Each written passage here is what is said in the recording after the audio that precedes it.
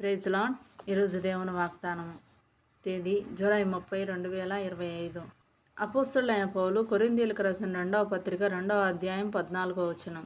మా ద్వారా ప్రతి స్థలమందును క్రీస్తును మిమ్మును గూర్చి జ్ఞానం యొక్క సువాసనను కనబరచుచు ఆయన యందు మమ్మను ఎల్లప్పుడూ విజయోత్సవంతో ఊరేగించుచున్న దేవునికి స్తోత్రము. ఆమేన్. ఓటమిలాగా కనిపించిన పరిస్థితుల్లో దేవుడు ఘన విజయాలను ఇస్తాడు. చాలాసార్లు శత్రువు కొంతకాలం జయిస్తాడు, దేవుడు చూస్తూ ఊరుకుంటాడు. కానీ మధ్యలో కలిగించుకొని శత్రువు ప్రయత్నాలను పాడు చేసి అతనికి అందుబాటులో ఉన్న విజయాన్ని లాగేసుకుంటాడు.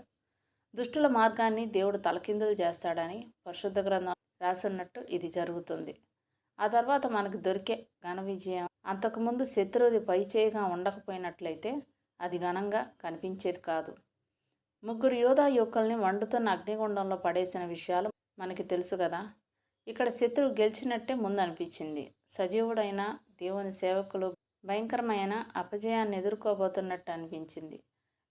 మనకు కూడా ఎన్నో పరిస్థితుల్లో మనం ఓడిపోయినట్లు, శత్రువు గెలిచినట్టు అనిపిస్తుంది. ఆ యూదులను మంటల్లోకి విసిరేసిన పగవాళ్ళు ఆనందంగా తొంగి చూస్తున్నారు, ఆ యువకులు అగ్నికి ఆహుతైపోతారని. అయితే వాళ్ళు అగ్నిగుండంలో హాయిగా పచారులు చేస్తూ ఉండడం చూసి నివ్వెరపోయారు. నెబుకద్నెజరు వాళ్ళని అగ్నిలోంచి బయటికి రమ్మని పిలిచాడు.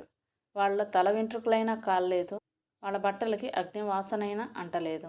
ఎందుకంటే ఈ విధమైన ఆశ్చర్యకరమైన రక్షణని ఇచ్చే దేవుడు ఇంకెవ్వరూ లేరు. అపజయంగా అనిపించింది ఉన్నట్టుండి ఘన విజయంగా మారిపోతుంది.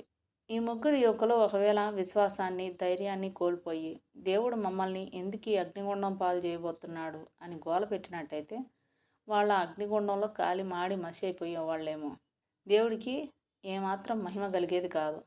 ఇప్పుడు మనకేదైనా గొప్ప శోధన ఉన్నప్పుడు దాన్ని మనం పరాజయంగా స్వీకరించవద్దు. విశ్వాసంతో అలానే సాగిపోతూ ఉన్నట్లయితే మనల్ని విజేతగా నిలబెట్టగల వాని పేరట విజయాన్ని ఆశిద్దాం. త్వరలోనే ఘన విజయం సాధిస్తాం. దేవుడు మనల్ని నడిపించే ఇరుకుల్లో, ఇబ్బందుల్లో ఆయన మన విశ్వాసం బహిర్గతమయ్యే అవకాశాలను కల్పిస్తున్నాడు. ఆ విశ్వాసం ద్వారా మనం ఆశీర్వాదకరమైన ఫలితాలను పొంది ఆయన్ను స్తుతించాలి. దేవుడిచ్చిన ఈ వాగ్దానాన్ని స్వతంత్రించుకొని ఆయనకి కృతజ్ఞతాస్తుతులు చెల్లించుకుందాం. అట్టి కృపాధన్యత దేవుడు మనకు అనుగ్రహించునుగాక.